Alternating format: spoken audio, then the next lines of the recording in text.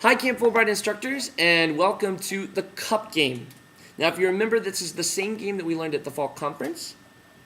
And though there are 3 different ways that I've included in the lesson plan on how to teach it, one emphasizing speaking, one emphasizing listening, and one emphasizing writing, I'm going to teach you the speaking one because it's the more complicated one, but I also think it's the better one, especially because it incorporates reading, writing, and listening and speaking.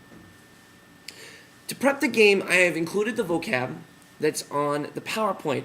Now, remember, when you teach that vocab, make sure throughout this entire lesson, never show the students what you're asking them to do until after they've shown you. So if you say clap 2 times, don't clap 2 times immediately. Wait until they clap 2 times, and then only help them if they're messing it up or if they have no idea what you're talking about. So, but try to always, throughout this entire lesson, always have the students listen first and demonstrate to you that they can follow the instructions.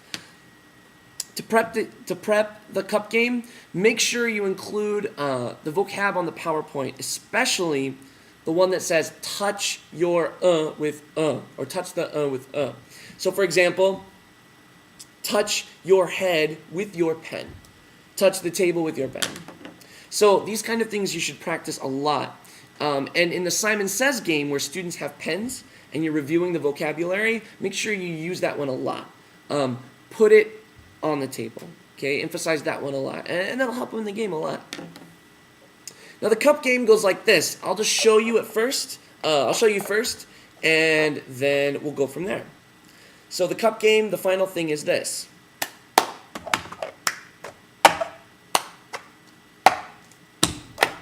Okay, now they don't have to do something fancy like putting them together, but there are 2 parts, part 1 and part 2, and part 1 goes like this.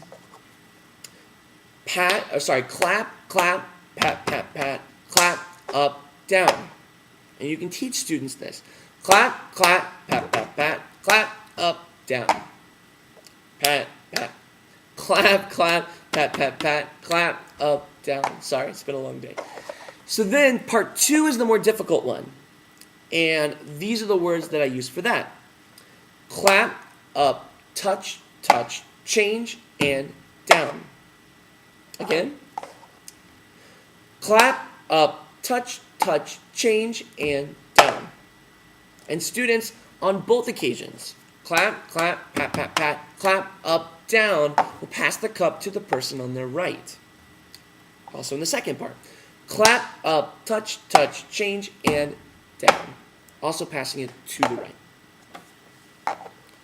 So let's try it together. So why don't you take some cups and let's practice together. 1, 2, ready, go. Clap, clap, pat, pat, pat, clap, up, down. Clap, up, touch, touch, change, and down. Now these are just instructional words that I use to help the students to remember, and I usually have them repeat. Clap, clap, pat, pat, pat, clap, and then clap, clap, clap, pat, pat. Clap, up, down, clap, up, down. Clap, up, touch, touch, clap, up, touch, touch, change, and down. I have them repeat it. Now the speaking way to teach this goes as follows. You divide the students, you first hand out the cups, and make sure students really like to make loud noises with cups. And they'll do this, and they'll hit each other. So the best thing to do is to have the students, as soon as they get their cups, to push them away and not touch them. Usually what I do is if they touch them, then I collect all the cups and we try again. We just practice that. And the cups, if you're buying the cups, they should be these hard plastic cups, as so. And you should also punch holes in some of them. Not all of them. Probably in a class of 10, you should have at least one, probably just one that has a hole in the top. And you just punch it. So anyway, you pass out the cups, make sure they don't touch them. Then you divide the students in 1s and 2s. 1s are teachers, and 2s are students. The 1s you take to one side of the room with you, and you give them this card. This has part 1 on one side, and part 2 described on the other side. Now, sorry, I'm talking really loudly. Now, have the students just read the first instruction and show it to you. read the next instruction, show it to you, okay.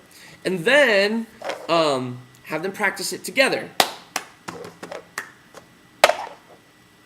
Then instruct to them that they must teach this to their student, but they only can use English. They can't do any body movements. They can't just say, hey, you should do this. And the student can't see this card. Only the teacher can see the card. Now, what are the other students during this time? The twos? Well, the twos will be looking at the PowerPoint, and there will be a series of instructions. They'll be different from the cup game, but will be similar, and so they can practice some of those.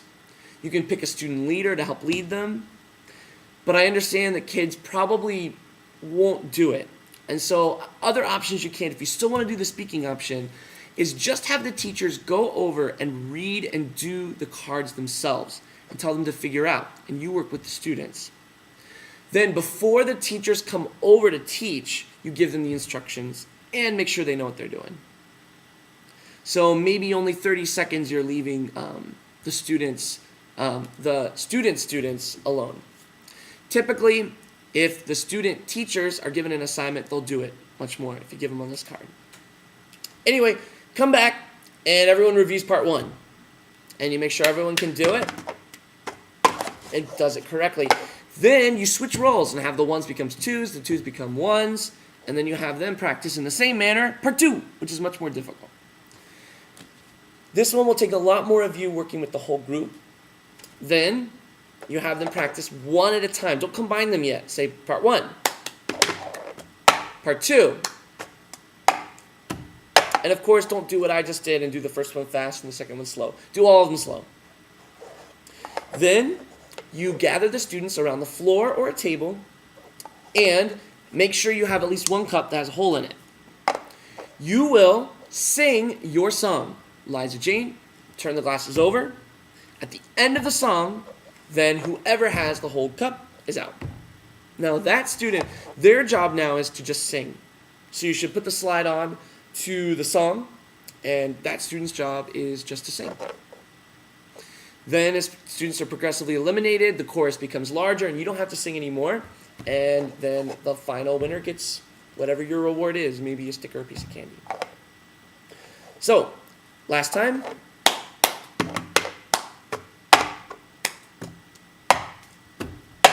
With the words, clap, clap, pat, pat, pat, clap, up, down, clap, up, touch, touch, change, and tap.